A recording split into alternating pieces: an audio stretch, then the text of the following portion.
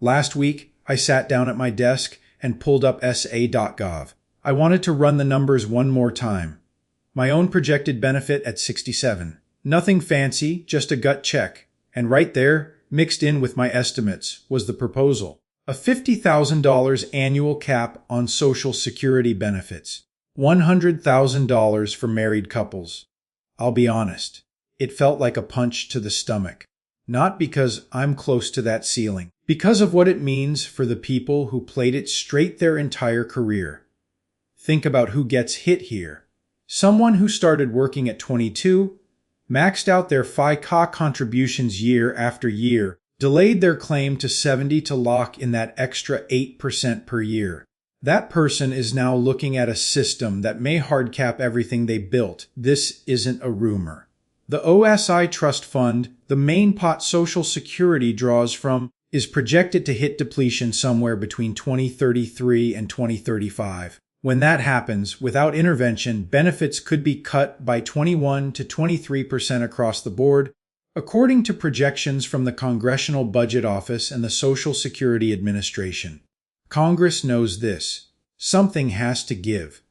But the question is who pays for the fix. There's a real tension here. On one side, a system that needs to survive. On the other, tens of millions of Americans who did everything right and are now watching the rules shift on them in the final chapter. Before we panic, though, let's look at the actual numbers. How hard is it to even reach that $50,000 cap? And if you're sitting below it right now, why should you care? That's what I want to walk through today. Quick question before we go further. Are you planning to claim Social Security at 62, at 67? Or are you holding out until 70? Drop it in the comments. I want to see where everyone stands, because your answer is going to matter a lot by the end of this video. Let's start with how Social Security actually calculates your benefit. The number you see on ssa.gov isn't random. It's built on something called your AIME, your average indexed monthly earnings. The SSA takes your 35 highest earning years, adjusts them for inflation, averages them out, and that monthly figure becomes the foundation of everything. Then it runs that number through a formula. A progressive one. If your AIME is low, the system replaces a high percentage of your prior earnings. Someone who averaged $2,000 a month over their career might see Social Security replace 70 or 80 cents of every dollar they earned. The system was built to protect people at the bottom. But the higher your earnings climb, the less Social Security replaces. The formula deliberately tapers off. And that's where the $50,000 cap starts to matter. To receive $50,000 a year, roughly $4,200 a month. At your full retirement age, you'd need an AIME somewhere around $13,000 to $14,000 per month. That means you'd have to be earning at or near the maximum taxable wage base, which in 2026 sits at $184,500 per year. And not just for a few good years. Consistently. For 35 years. That's a very specific slice of the workforce. Right now, fewer than 2% of retirees collect benefits at that level. So on paper, this cap looks surgical, targeted, almost irrelevant to most people watching this. And that's exactly the problem. Because this proposal isn't just about the 2% it touches today. It's about what it signals for the future. Social Security has always operated as an earnings-based system. You put in, you get back proportionally. That's the contract. If a hard cap gets written into law, that contract changes. The system quietly shifts from you earn this to something closer to a needs-based program. The kind where your lifetime of contributions matters less than where you land on the income spectrum at retirement. That's not a small thing. That's a structural identity change for one of the largest federal programs in American history. And here's where it stops being abstract for most Gen X households. If you're currently earning $90,000, $110,000, $130,000 a year, You're nowhere near $184,500. The cap doesn't feel like your problem, but wages tend to grow. Careers tend to peak in the 50s. And if this cap gets locked in without any inflation adjustment, the same bracket creep that's already dragged millions of middle-class retirees into the 85% tax zone will start pulling people toward this ceiling too. We'll get to that in a moment. But if you're thinking right now, I don't make $184,000 a year, this doesn't apply to me. That's precisely when the system has you exactly where it wants you. I have to admit something. For years, I operated under the assumption that Social Security was essentially a tax-free return. Money you put in, money you get back. The government's way of honoring a lifetime of work. It wasn't until I started digging into the actual tax code from the 1980s and 1990s that I understood how wrong that assumption was, and how expensive that misunderstanding has been for millions of retirees. Here's what happened. In 1984, Congress passed legislation taxing up to 50% of Social Security benefits for retirees whose combined income crossed certain thresholds. Then in 1993, they raised the ceiling again, up to 85% of your benefits becoming taxable if your income exceeded $34,000 as a single filer. When those thresholds were written into law, they were designed to affect the wealthy. At the time, fewer than 10% of retirees had income high enough to trigger them. That was over 30 years ago. Those thresholds have never been adjusted for inflation. Not once. So while the cost of groceries doubled, housing tripled, and wages climbed steadily, the income limit stayed frozen at 1983 and 1993 levels. Today, more than 50% of Social Security recipients owe federal taxes on their benefits, according to SA data. People who would have been completely clear of this tax a generation ago are now inside it simply because inflation moved the goalposts without anyone calling a vote. That's bracket creep. And it's not an accident. It's a mechanism. When the government leaves thresholds unadjusted, it doesn't need to pass a new tax law to collect more revenue. It just waits. Inflation does the work quietly, without headlines, without a floor debate. Now look at the $50,000 cap through that same lens. If this proposal passes and the cap gets written in as a flat number, no inflation indexing attached, the same clock starts ticking. Today it only touches the top 2%. But in 15 or 20 years, with wages growing and inflation compounding, a $50,000 ceiling starts to feel a lot more crowded. You don't need to be wealthy for this to reach you. You just need to have a career that performed the way you hoped it would. If you find this kind of structural analysis useful, the kind that shows you how these systems actually operate beneath the surface, subscribing to the channel is the best way to stay ahead of it. This is exactly the work we do here. And that inflation trap leads us somewhere even more uncomfortable. Because it directly destroys the single most repeated piece of retirement advice that Gen X has been following for decades. Let's talk about the advice you've probably heard more than any other piece of retirement guidance.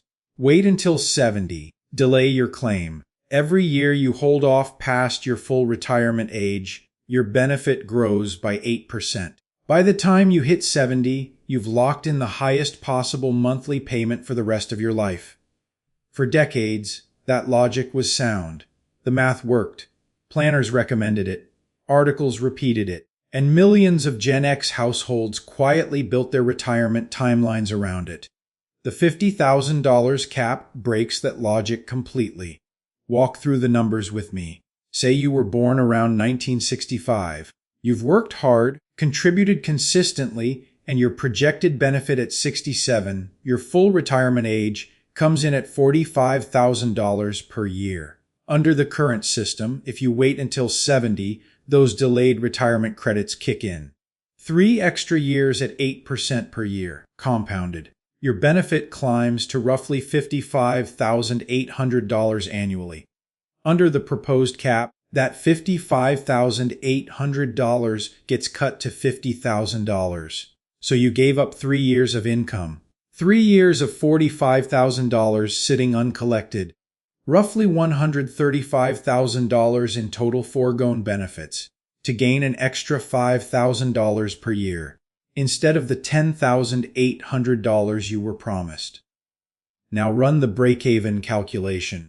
Under the old rules, waiting from 67 to 70 typically meant you'd break even around age 80. Live past 80, the delay pays off. That's a reasonable bet for someone in decent health.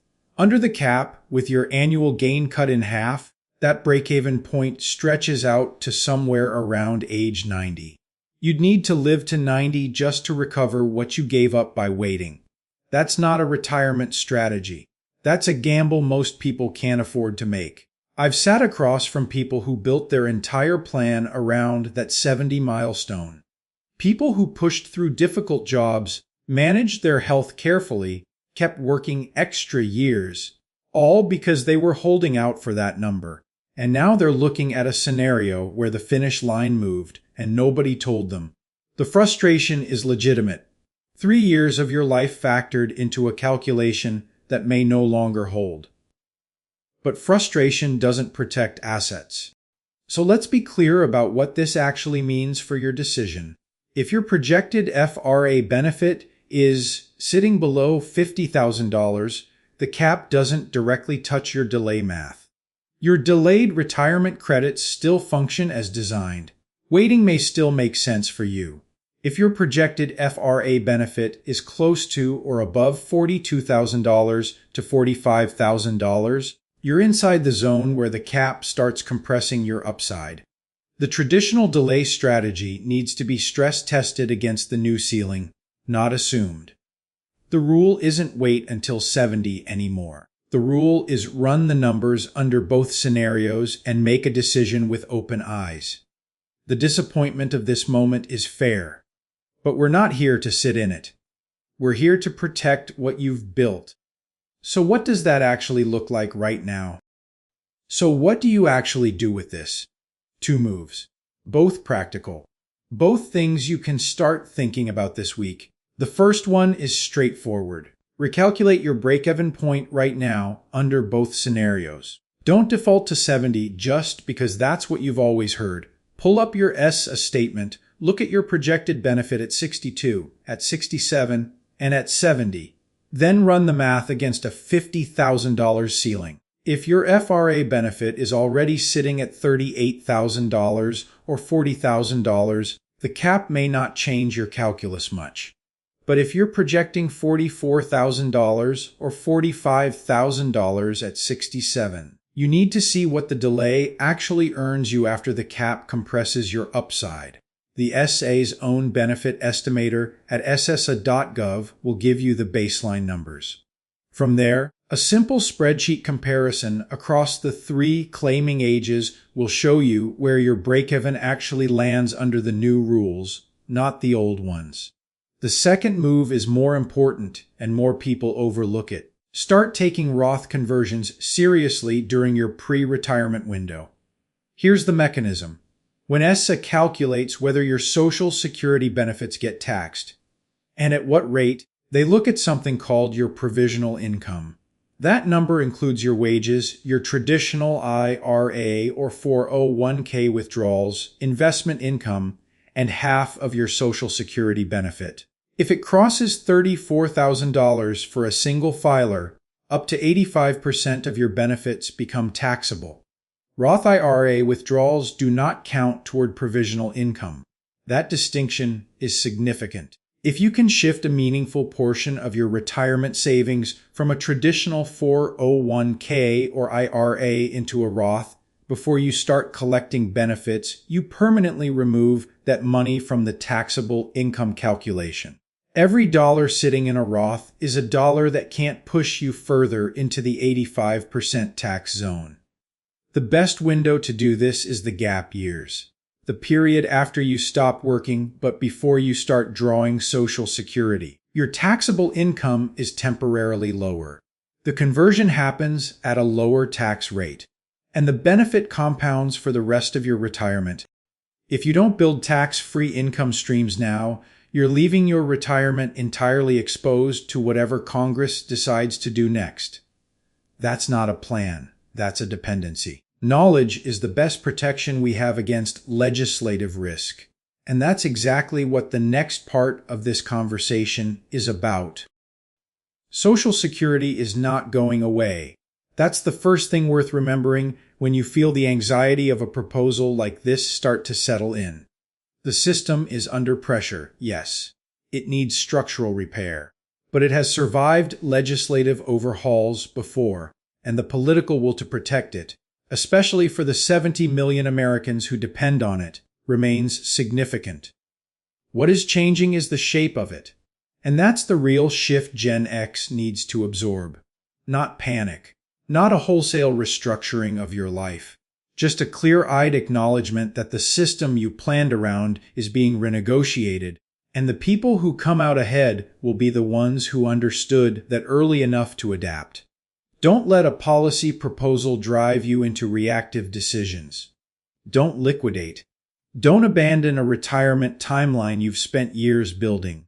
Use this as the signal it is, a reason to diversify your income streams, stress test your claiming strategy, and stop treating any single government program as the foundation of your financial security. The households that will be fine are the ones building multiple layers. Social Security as one piece, Roth assets as another.